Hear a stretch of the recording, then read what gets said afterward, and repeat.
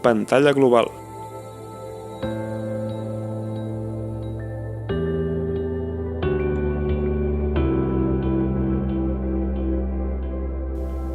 Publicitat, productes, imatge.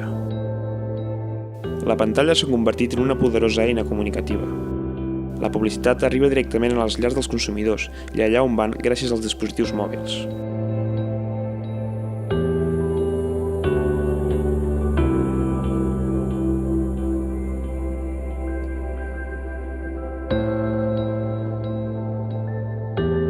El bombardeig constant d'imatges ha suposat que els seus continguts visuals s'omplin d'excessos. El sexe, la violència i l'acció són elements comuns a totes les pantalles.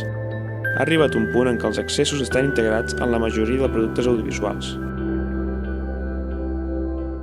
Cridar l'atenció per sobresortir d'entre altres.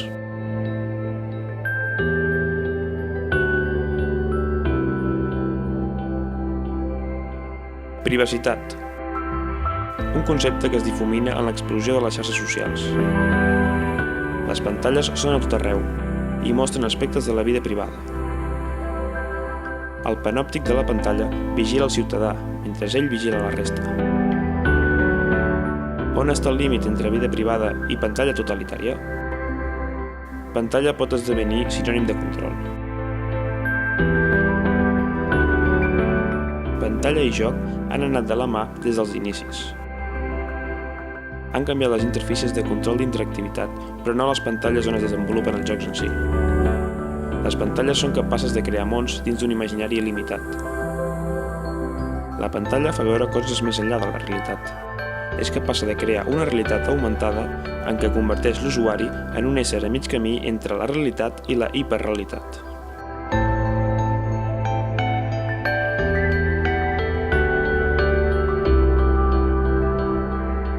La història s'explica en imatges. El cine ha estat un poderós mitjà per explicar la història i crear un imaginari visual col·lectiu. La pantalla explica història i l'espectador se la creu. La pantalla emmolla mentalitats i fa que hi hagi una única veritat social.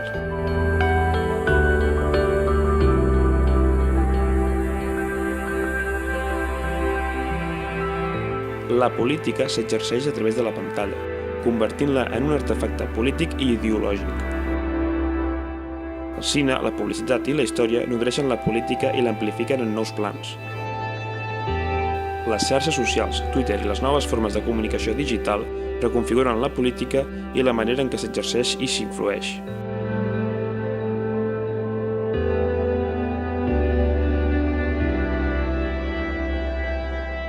L'esport és un espectacle íntimament lligat a la pantalla.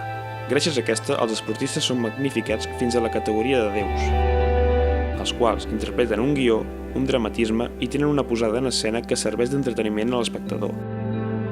Moltes vegades és una eina ideològica, política, camuflada en l'àmbit de l'entreteniment, igual que el cinema.